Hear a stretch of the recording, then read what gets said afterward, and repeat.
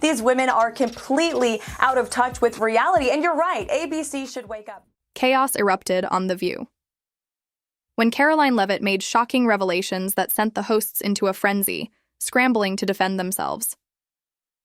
Democrats and the media are now unloading all their nasty attacks on rising Trump White House star and new press secretary, Karoline Leavitt. Watch this.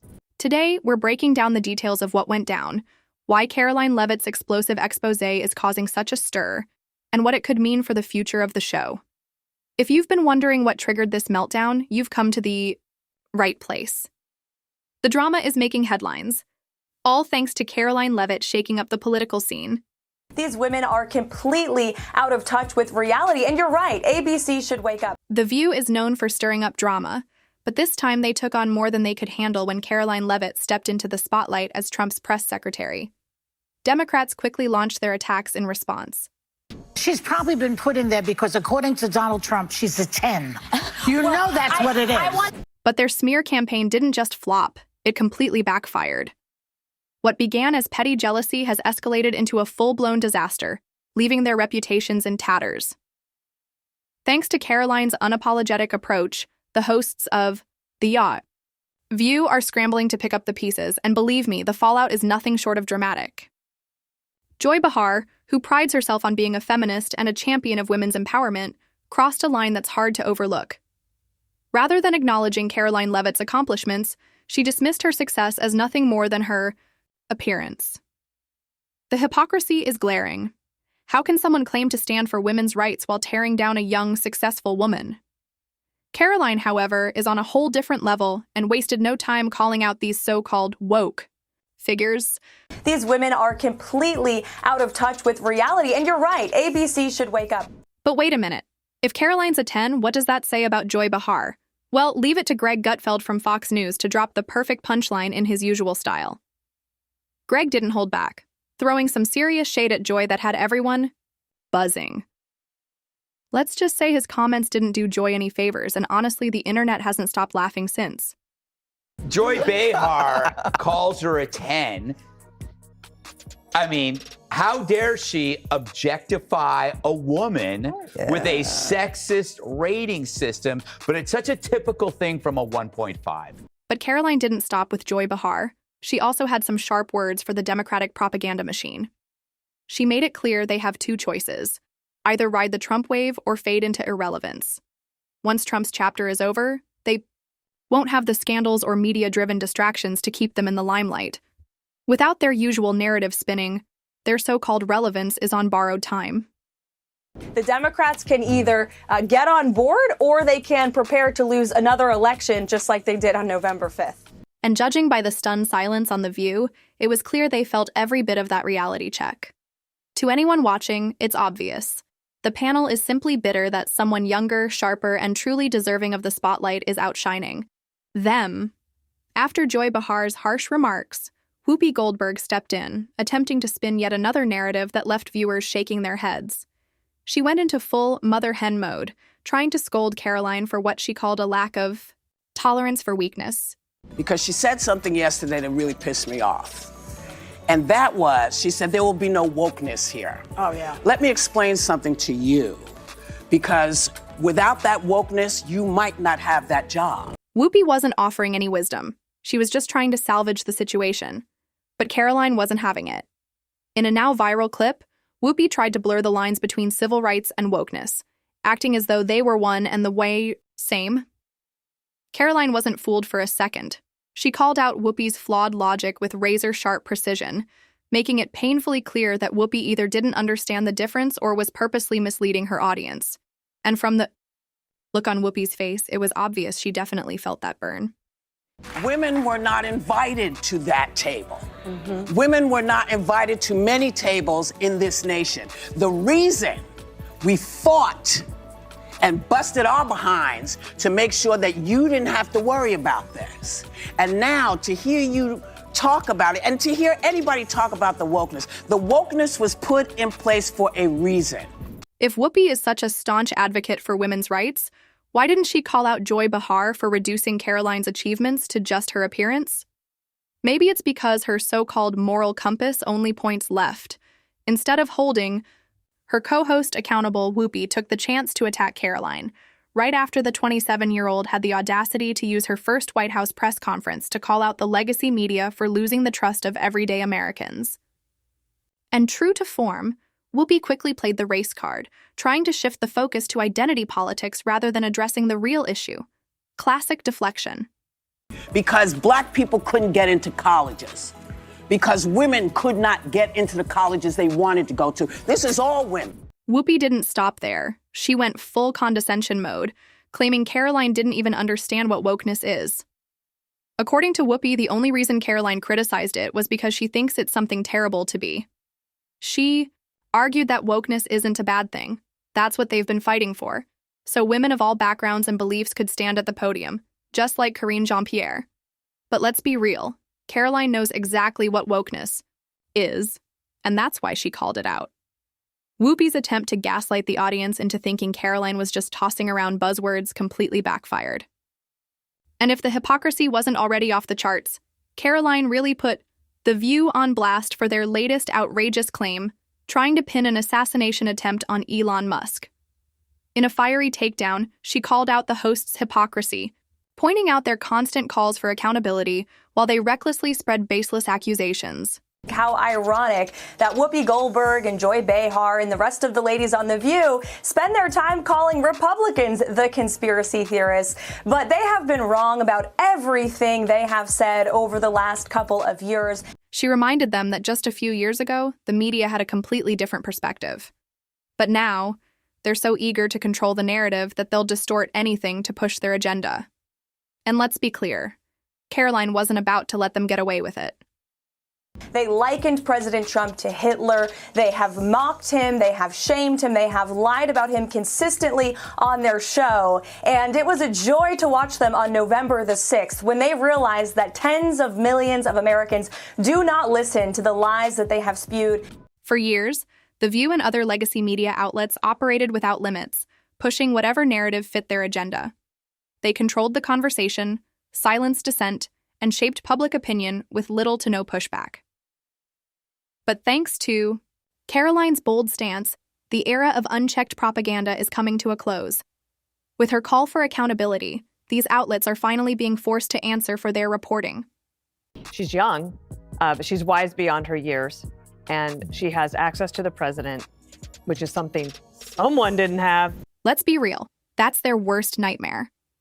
Without the power to manipulate the truth at will, their entire playbook starts to fall apart. Karoline Leavitt just flipped the script on legacy media, and The View is freaking out. She announced a groundbreaking shakeup in the White House press pool, introducing a new media section aimed at holding traditional outlets accountable for years of biased reporting and outright misinformation about President Trump. We will call you out when we feel your reporting is wrong or when there's misinformation about this White House, Leavitt declared.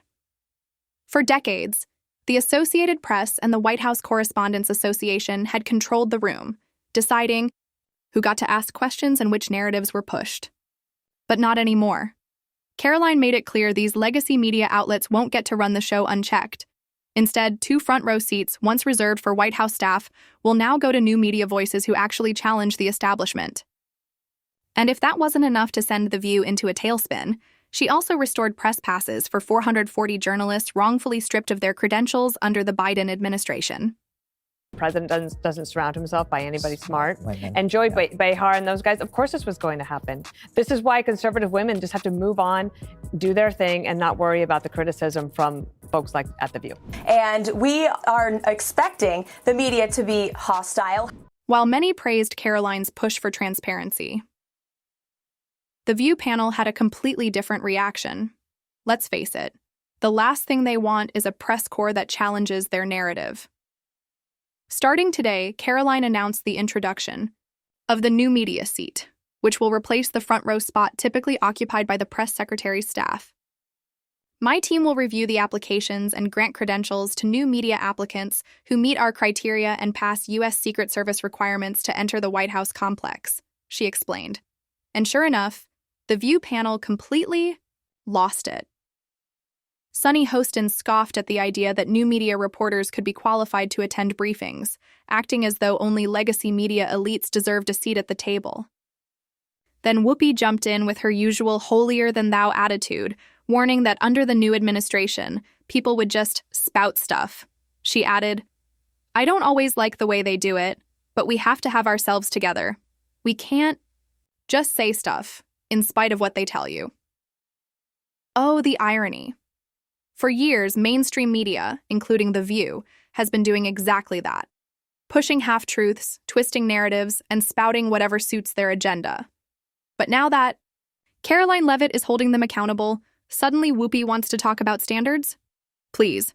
She was conflating two ideas. This word wokeness didn't look like she really understood what it meant, or certainly the way Karoline Leavitt meant it when she made that statement, and she was conflating it with civil rights and how, women didn't have the right to vote or own property and all of that. That has nothing to do with wokeness, which is, of course, about putting people in there because of their immutable characteristics rather than the merit that they bring to the table. At the end of the day, it's not about journalism or ethics. It's about attention. These hosts thrive on being in the spotlight, controlling the narrative and telling the public what to think. The real reason they're panicking is that millions of Americans are turning away from traditional media in favor of alternative sources. For the first time in years, they're losing control of the narrative, and they can't stand it. Karoline Leavitt, the 27-year-old history-making press secretary, called out traditional media for losing the public's trust, pointing out that millions of Americans are now looking elsewhere for their news. "We know for a fact that lies have been pushed by many legacy media outlets about this president and his family, and we will not accept that," she declared. "We will call you out when we feel your reporting is wrong, or there's misinformation about this White House." Now, The View is feeling the pressure. For years, they've enjoyed the luxury of speaking without real consequences, spreading misinformation, smearing political opponents, and gaslighting their audience. But those days are over. Now there's someone holding them accountable, and that someone is Karoline Leavitt, the press secretary who just put legacy media on notice. Let's not forget who Karoline replaced, Karine Jean-Pierre, who never missed. A chance to remind everyone that she was the first Black immigrant woman to hold the role, as if identity alone qualified someone for the job. But competence speaks louder than labels, and Karoline has shown that true leadership isn't about ticking diversity boxes. It's about holding power accountable and speaking for the American people. Even Jen Psaki, Jean-Pierre's predecessor, wasn't a fan of the women echoing each other strategy, calling it diminishing. Yet, The View continues to play the identity card repeatedly, hoping no one notices how empty their arguments really are. But Karoline, she's not interested in playing that game. She's here to do the job and do it well. But The View wasn't done embarrassing themselves. After failing to take Karoline down with their cheap shots, they tried to corner her with a classic gotcha question about illegal immigration. They thought they had her, expecting her to fumble. Spoiler alert, she didn't. Of the 3,500 arrests ICE has made so far since President Trump came back into office, can you just tell us the numbers? How many have a criminal record versus those who are just in the country illegally? All of them, because they illegally broke our nation's laws. They tried to get Karoline to admit that Trump's policies were somehow unfair to illegal immigrants. But Karoline flipped the script, reminding them that Trump's America prioritizes law-abiding citizens over those who break the law. Just like that, their entire argument fell apart. Instead of acknowledging defeat, though, they doubled down, launching even more desperate attempts to twist the narrative. As far as this administration goes, I know the last administration didn't see it that way, so it's a big culture shift in our nation to view someone who breaks our immigration laws as a criminal, but that's exactly what they are. They like to act like they care about justice, but let's be honest. This was about pushing their tired left-wing narrative and trying to talk sense into a woman who was far too smart to fall for it, not about defending immigrants. She's enjoying watching them scurry, I see. And I loved it. You know why? Because I work for a president who is getting things done, who is delivering on the promises he made to the American people. She knows exactly what she's doing, and she's not just standing her ground. She's relishing every moment of watching these so-called media elites flounder. Here's the truth. Karoline isn't just taking on The View. She's challenging the entire legacy media machine, and she's doing it with a grin. Karoline isn't just calling out The View, she's exposing their entire playbook. There is so much good news, so much winning out of the Trump White House right now that the mainstream legacy media can't keep up with it. She knows exactly how the game is played, and she's making sure everyone else does too. For years, legacy media has controlled the narrative, twisting facts to fit their agenda. But now, Karoline is shutting it down in real time. And the best part? The more they try to fight back, the more they prove her right. In a final mic drop moment, Karoline dropped the ultimate truth bomb. The View has been so focused on pandering to the left that they've completely lost their way. And the Democrats are in complete disarray because they have become a globalist party who like to spend taxpayer dollars on useless priorities just to cater to the left's demands here at home. For years, they've been nothing more than a mouthpiece for the Democratic agenda, mindlessly repeating whatever narrative they were given. But now, with Karoline calling the shots and holding the media accountable, they're scrambling. They've spent so much time pushing the left's demands that when someone finally challenges them, they fall apart. And Karoline? She's savoring every moment. Just like that. The View has been fully exposed. Their hypocrisy, bias, and desperate, clinging to relevance. Karoline Leavitt didn't just call them out. She forced them to face their own unraveling in real time. Vast majority of Americans want the people in Washington to be good stewards of their tax dollars, don't agree with these radical priorities of the left. And so that's why the president is going to continue to do this. The Democrats can either get on board or they can prepare to lose another election. But this is just the beginning. With the media landscape shifting, legacy outlets like The View are scrambling to control the narrative and failing miserably. So the real question is, how much longer can they keep up this charade? What do you think? Are we witnessing the end of mainstream media dominance, or will they find a way to worm their way back into power? Let me know in the comments. And if you want more hard-hitting breakdowns like this, be sure to like, subscribe, and hit that notification bell. Trust me, this fight is far from over.